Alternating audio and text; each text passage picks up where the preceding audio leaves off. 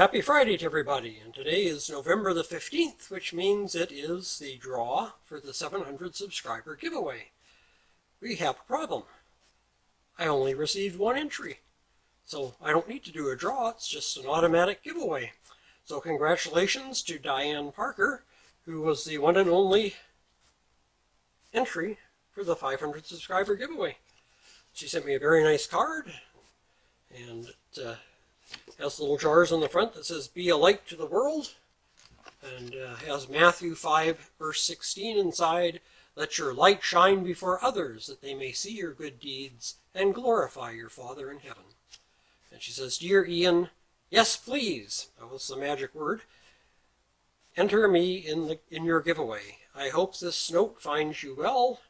It is so nice to be part of your YouTube family. We can never have too many brothers in Christ. I would love to see some of Canada in your upcoming videos. Sincerely, D. Parker." Well, Diane, thank you very much, and congratulations on being the winner, although you didn't have much competition, so there you go. I will get the parcel off in the mail to you on Monday morning. It's late in the day, Friday now, so Monday I'll mail that out. I'm not sure how long it'll take to get there, because it's got to go through Canada Post, U.S. Customs, and U.S. Post, but it'll arrive there hopefully before Christmas. Anyway, congratulations again, Diane. And for those of you that don't know Diane, well, it's probably for a good reason. She doesn't have any content on her channel, at least not yet. So unless she decides to do a video of opening the box, only she and I will ever know what's in the box, because it was a mystery box. So for those of you who didn't enter, I'm sorry, but you don't stand a chance if you don't enter, right? Just like the fellow who kept bugging God to let him win the lottery, and finally God said to him, "Well, I'd be happy to do that for you, but you got to come meet me halfway and buy a lottery ticket." All right, let's get on with today's story, shall we? And today's story is about strange phenomena, or appearances and disappearances. And where was the story I was going to read? I somehow misplaced it. There we go.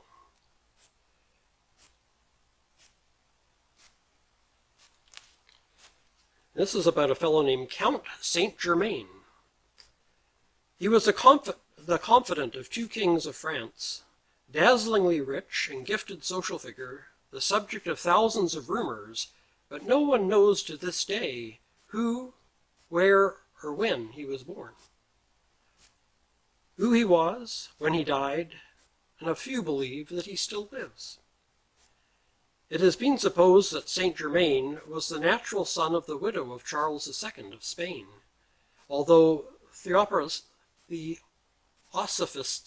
have made a good case for his being the son of Francis Rákóczi II, the Prince of Transylvania. Either genealogy would place the year of his birth at about 1690. The musician Jean-Philippe Rameau was certain, however, that he had met the Count in 1710 under the name of the Marquis de Moffat, and stated that he appeared to be in his 40s at the time. The life of the self-styled Count is as shadowy as his origins.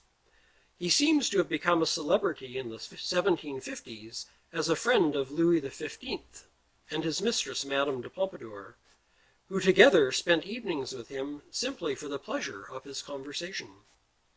Not only was he remarkably knowledgeable, but he had other attributes: artistry, a violinist, talented as a painter, skilled in alchemy and chemistry, and a largesse with the precious stones. He was known to carry jewels sewn into his clothing, and was said to have presented a cross ornamented with gems to a woman he scarcely knew, simply because she idly admired it. The Count claimed that he had learned how to turn several small diamonds into one large one, and how to make pearls grow to spectacular size. It was widely suspected that he also knew the secret for making gold out of base metal. Whether he was a genius or a charlatan, Saint-Germain had the talent to make himself noticed and the subject of gossip. But in Versailles and Paris, he was embraced as the confidential advisor of Louis XV, The proposition earned him the envy and enmity of the king's ministers, who denounced him as an adventurer with a smooth line of talk. Matters came to a head in 1760 when the Count, at the behest of the king, involved himself in foreign affairs, going behind the back of the ministry. Threatened with arrest, he was obliged to flee to England, where he stayed for a while, possibly for a period of 2 years. From England, Count Saint-Germain apparently went to Russia. There, it is claimed, he took part in the conspiracy that put Catherine the Great upon the throne in 1762. After that, nothing much is known of the Count until 1774, when Louis XVI and Marie Antoinette came to the throne. Saint-Germain now returned to France. It is said that he warned the royal couple of the revolution, then 15 years in the future, saying, "There will be a bloody uprising in the Republic, whose scepter will be the executioner's knife." On the other hand, he consorted with many whose dabbling in the occult was actually a cover for revolutionary activities. And his real political leanings, if he had any, are still debated. Secret societies were the fashion in pre-revolutionary France, and some of them recognized Saint-Germain as an adept, one who knew the ancient wisdom hinted at in the rites of the Freemasons, the Rosicrucians, and the Knights Templar. And it was no wonder. In relating events of centuries past, the Count would deliberately lead credulous listeners to believe that he had been present. Quote, "These fools of Parisians believe that I am 500 years old," unquote, he once remarked to a friend. He quoted, "I confirm them in this idea because I see that it gives them much pleasure, not that I am infinitely older than I appear," unquote. He attributed his youthful appearance in part to his abstemiousness. I can't pronounce the word, I'm sorry, but basically I believe it means he abstained from things such as alcohol and that, and a diet that consisted principally of oatmeal. Later, he lived in Germany as a protege of Prince Charles of Hesse-Kassel. Close friends, they worked together at alchemy. Most reference works say that the Count died at the prince's court in February 27, 1784. According to Maurice Magritte, author of Magicians, Seers, and Mystics, published in 1932, Prince Charles was uncommunicative about his friend's death, and turned the conversation if anyone spoke of him. His whole behavior gives color to the suspicion that he was the accomplice of a pretended death. Many continue to insist that the Count was very much alive. Documents of the Freemasons indicate that he represented French Masons at a meeting in 1785.